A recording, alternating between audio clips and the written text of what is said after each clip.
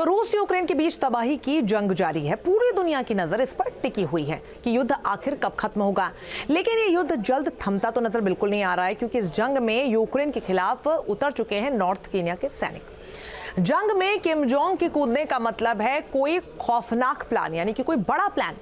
आखिर सन की तानाशाह किम जोंग के दिमाग में चल क्या रहा है और उसका अगला कदम क्या हो सकता है, इस रिपोर्ट में जानिए।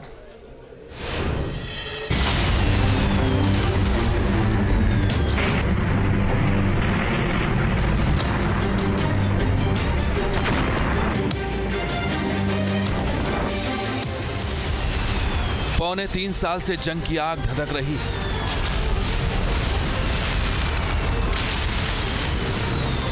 रूस एक के बाद एक ताबड़तोड़ वार कर यूक्रेन के शहरों को तबाह और बर्बाद कर रहा है।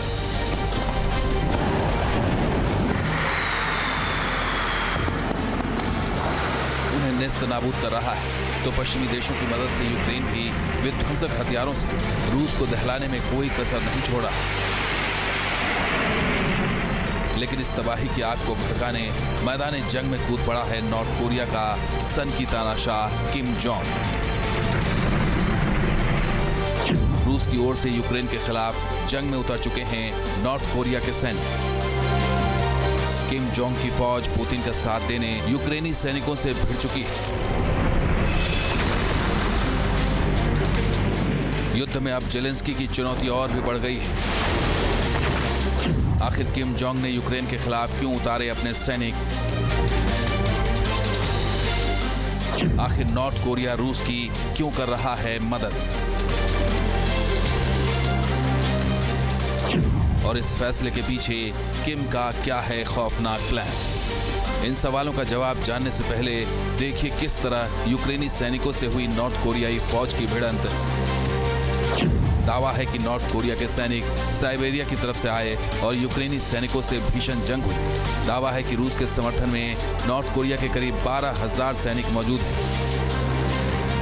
किम जोंग का असल में खौफनाक प्लान क्या है, सिवाय किम जोंग के कुछ कोई नहीं जानता, लेकिन उसका अंदाजा लगाया जा सकता है। उसकी जबरदस्त कोशिश है कि उसके सैनिकों में किसी प्रकार का कोई तजुर्बा नहीं। वो रशिया में 10,000 से ज्यादा सैनिक भेज रहे हैं ताकि उनको किसी प्रकार का वॉर का एक्सपीरियंस हो।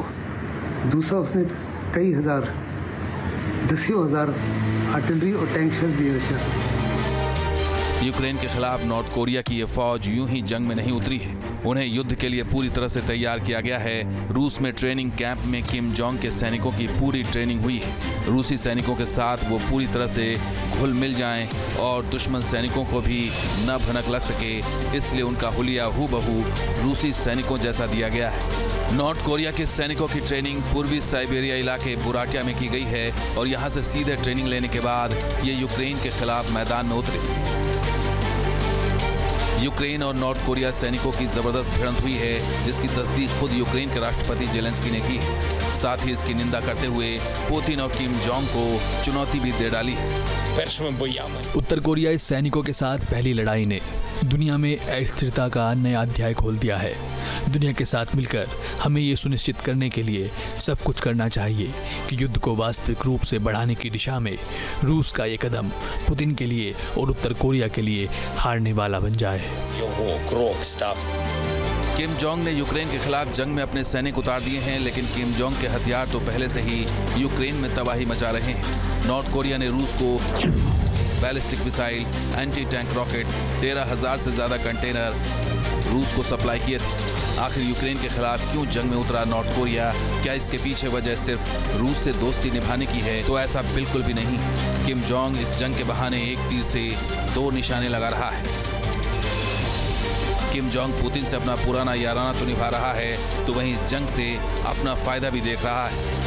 नॉर्थ कोरिया इस बहाने अपने हथियारों का परीक्षण कर रहा है। वो इस महाजंग का अनुभव लेना चाहता है, सैनिकों को बड़े युद्ध के लिए तैयार करना चाहता है। साथ ही जंग में रूस की जीत से अमेरिका के प्रतिबंधों से हटने में मदद मिलेगी। रूस यूक्रेन महायुद्ध में किम जोंग की सीधी एंट्री हो चुकी है।